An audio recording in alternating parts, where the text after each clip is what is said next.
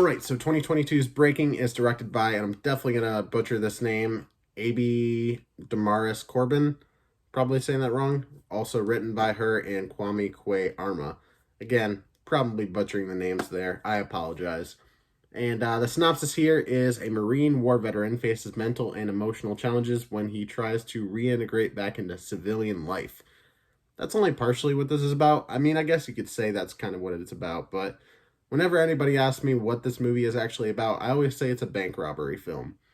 But, from the trailers alone and from also watching the film, you can see that it's much more than that because this guy isn't your typical robber and he doesn't have your typical robber motives. The main character here, played by John Boyega, Brian Brown-Easley. This is based on a true story, so if you don't know anything about it, I would suggest not looking into it and checking out this movie first, and then kind of filling in the details with research. That's what I'm going to do after recording this, look into it a little bit further, because I do like to know, this only happened in 2017, but I do like to know a little bit about that kind of history and these types of events. Also, another movie, like if you watch this film and you really like it, or if you watch films similar to this and you really like them, and you have not seen this film, I highly suggest Richard Jewell. Throughout watching this film, I was like, this is giving me Richard Jewell vibes. I really like it. And in a way, it kind of made me want to watch Richard Jewell, but at the same time, I was really invested with the story that they had here, where I was like, oh man, I just got to know what happens. So yeah, John Boyega as Brian Brown-Easley. We also have Nicole Berry, I believe is how you say her last name, as Estelle Valerie, one of the managers at the Wells Fargo that was held up. We also have Salinas Leyva as Rosa Diaz. We got Michael Kenneth Williams as Eli Bernard, the negotiator in this situation. We have Connie Britton as Lisa Larson, a reporter. And we got Olivia Washington as Cassandra Brown-Easley, the wife slash, mother to the kid and the main character here. And then the kid is played by London Covington, who plays Kaya Eastley. And then we also have Jeffrey Donovan as Major Riddick, who I really liked in Burn Notice. But yeah, really great cast here. A lot of really great acting for sure. John Boyega, this is like the best acting I've seen from him. Maybe I don't want to say ever, because I feel like I've seen him act this good in other movies, but I cannot put my finger on which ones those are. All I can think about right now is Star Wars, so maybe this is the only other movie I've seen with him where he wasn't in Star Wars. I might have to watch some other John Boyega films, but he was definitely channeling his inner Denzel in this movie for sure. Nicole Berry as Estelle Valerie. She was a very good character in here. Both of the characters in here that are the hostages, Estelle Valerie and Rosa Diaz, they pull off being terrified very well. But at the same time, Nicole Berry's character, she has a little bit more, I don't know, she has a little bit more locked down. She can deal with these situations a little bit better than the other person. And I don't know, she was very capable in this situation. Just seeing immediately how she was getting people out of the bank, she had it on lockdown. She was a great character for sure. Salinas Leyva as Rosa Diaz, she was just kind of there to be scared the whole time. Again, true story, so I don't know how much of this is like actually accurate to the events that happened, but yeah, a lot of tense moments in here inside of that bank for sure. This movie really wastes no time getting into the action. I wouldn't say action, but the suspense. Basically, you get at most 10 minutes outside of that bank, and the rest of the film is either, with his wife and his child, or right outside the bank with the authorities that are there. Sometimes it's with these reporters as well, reporting the story, and then pretty much other times you're either in flashbacks or inside that bank. So a lot of the movie does take place inside of that bank and around it. You have Eli Bernard, played by Michael Kenneth Williams, who is the negotiator in this situation, trying to kind of talk him down, kind of understand where he's coming from and why he's doing what he's doing. He is a very good negotiator, and this is the kind of thing that we need from police in general. Police in general need to know how to negotiate in these situations, diffuse situations instead of making them worse. I think a lot of people could take a page out of this guy's books. So I don't know how accurate his portrayal here is to the actual person, but if the actual person was half the man this guy was in the movie, then I'm happy to know that he was there to help. But yeah, some really great characters in here. Let me look at some of my notes. Already not your average bank robbery. He asked them immediately to call the authorities. He asked for the news to show up. Basically, the whole thing of this film is that he got screwed over by the DA, the Department of Veteran Affairs. Did I say DA? I meant VA. So they owe him money. He doesn't want the money from the bank. He wants the money from them because they owe him. They screwed him over, and he is living on the streets because of it. And that's basically the whole reason he holds up this bank, is to get the attention of the authorities, the VA, reporters, anybody he could, to get this story out and let people know what the VA is doing and let them know that it's not okay, showing that they really screwed him over, and also probably helping other people that are being screwed over in the process, hopefully. This happened in 2017, so I don't know how much has improved since then. I would imagine probably not a lot, because it's America. We don't improve a lot of the time. I typically don't get political on my, channel or anything like that, but I'm just seeing it how it is. There's a lot of shit in this country that's going downhill, and veterans are being screwed over constantly. I hear a lot about it. We see a lot of movies about it. There was one that I cannot remember the name of that was pretty much about this kind of situation. Well, not the whole bank robbery situation, but in terms of veterans being screwed over by their country. And it's not getting better from what I hear, from what I see. And something like this, like a movie like this, I think should be seen as by as many eyes as possible to know the kind of things that are going on and the people that are being affected by it. And this is a very important movie to tell that kind of story. So I appreciate that they did this very well. They obviously, with a true story, you never know how much is true or untrue, but I think they told the story they needed to, and kind of let you, make up your mind on how you felt about it by the end, which most people should come to the conclusion that that Brown-Easley really wasn't the villain in this situation for the most part. But yeah, I mean, you immediately sympathize with him and his situation. He has a daughter and a wife to care for. He's a really polite person. He's a really nice person. There's even a scene in here where, and I think it's in the trailers, where he picks up the phone, talks to a Wells Fargo customer, and writes some stuff down on a sheet, writes some numbers down, and he's like, "Here, give this to so and so when they come back."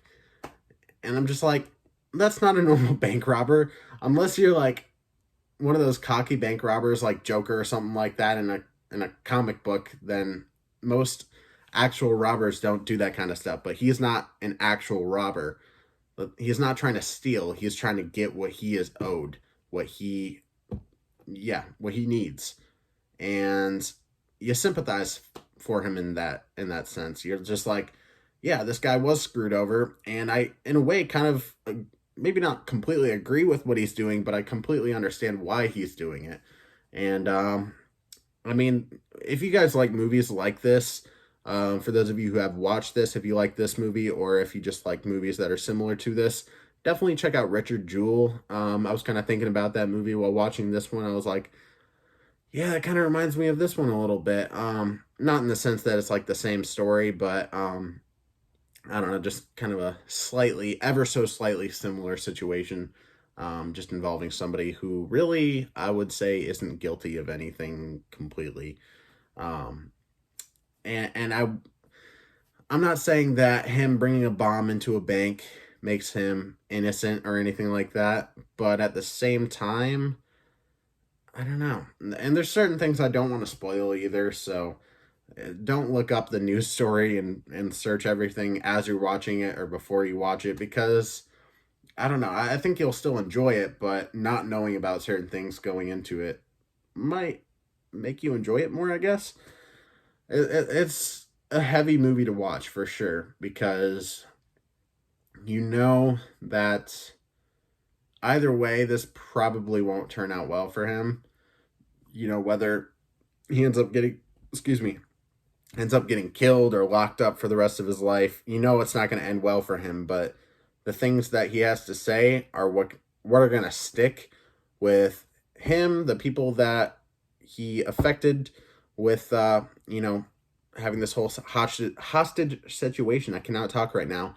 And then, like, the people that he didn't even affect, the people that saw the news story, maybe other veterans, people from the VA, really anybody can look at this story and find sympathy for this person and completely understand where he was coming from and why he was doing what he's doing. And I know I kind of repeated that more than once, but I just need to kind of put that out there and be like, this guy, I don't know. I think I said what I need to say about it. I'm gonna stop. Gonna stop rambling. But yeah, let me look at my notes here. Kind of see two sides of how people see him. You see the people on the outside that are pretty much just there to kill him, and then there's some people on the outside that are there to help.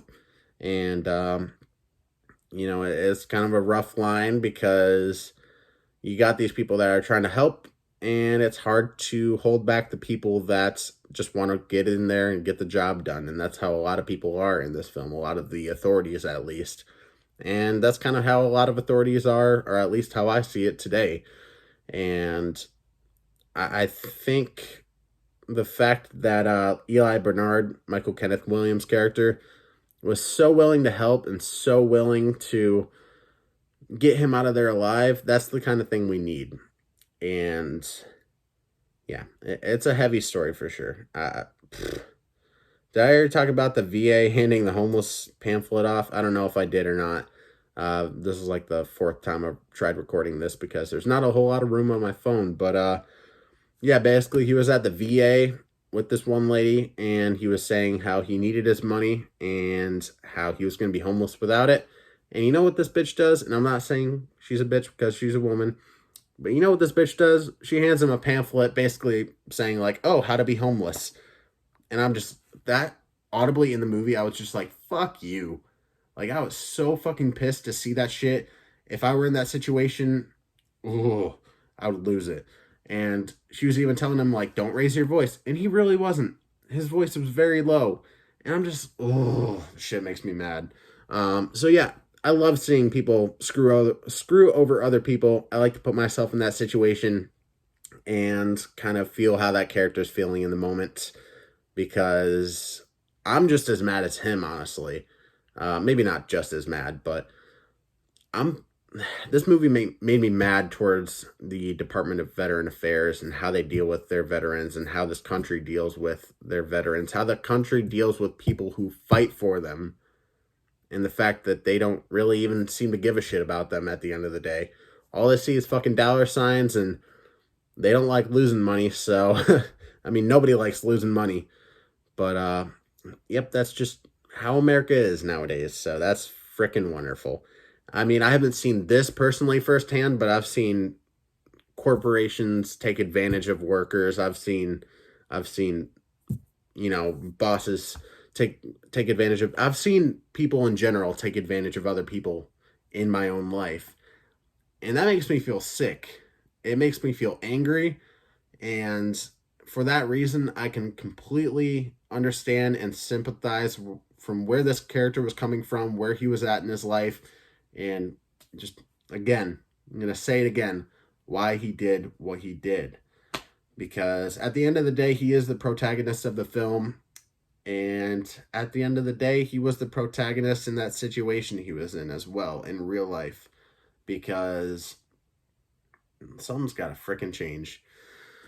Something's got to fucking change, alright? Let me see here. Shows that it's not just him affected by the VA's bullshit. You see a whole line of veterans in the VA, and most of those people are probably going to go home freaking depressed because they don't have enough money to survive. and the people that work there really just don't seem to give a shit.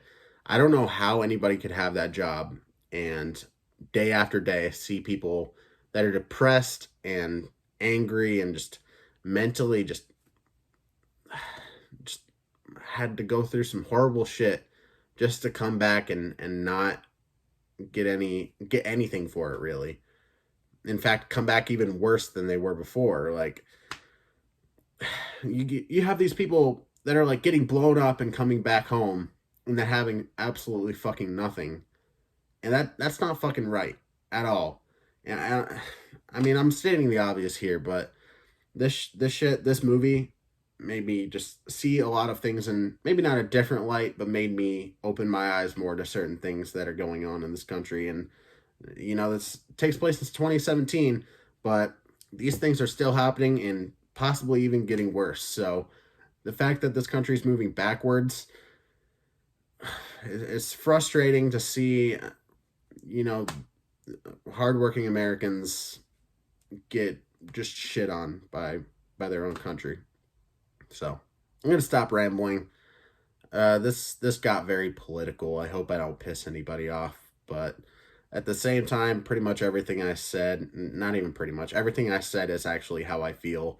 And maybe I wasn't able to articulate how I felt necessarily, but hopefully you guys got something out of my review. This is definitely not as much about the movie as it is just about the situation of, veterans and what they have to deal with in this country, because it's not good and people should open their eyes to it and try to help out as much as they can as well.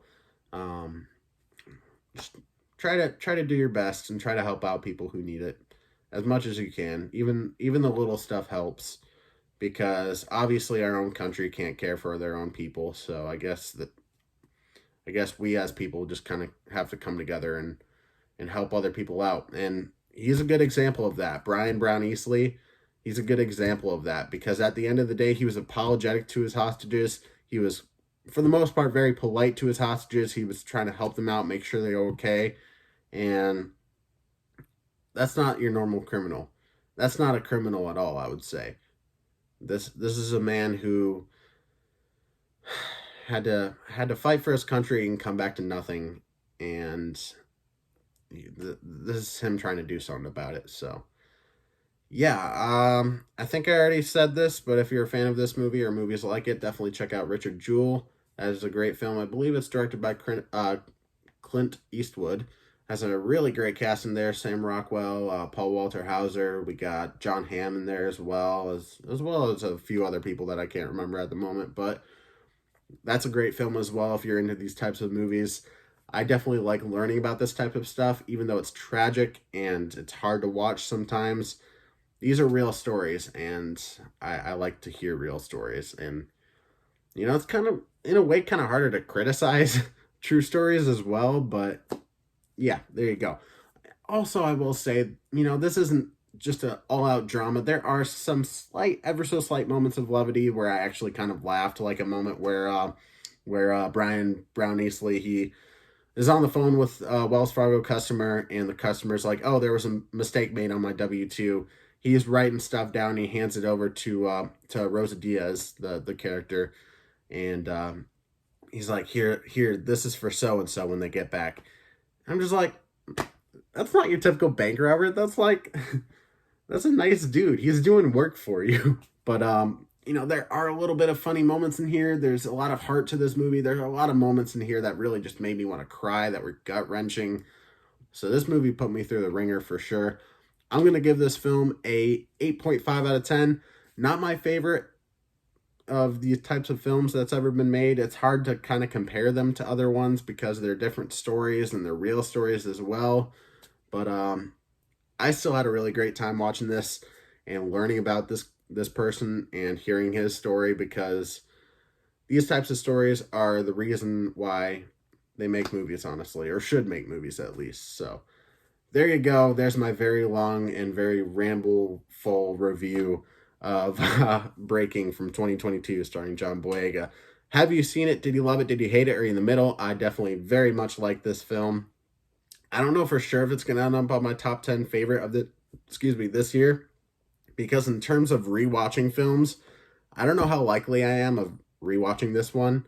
And a lot of times on my top 10 best of the year, those are films that I have already rewatched multiple times or I'm planning to rewatch. And this one in particular, I don't know for sure if I am.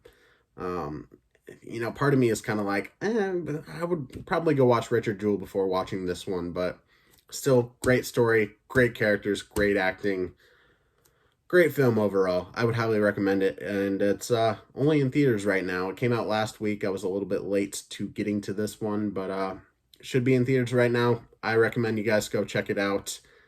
8.5 out of 10. Pretty freaking high score. Probably the highest score I've given something in at least a month. So there you go.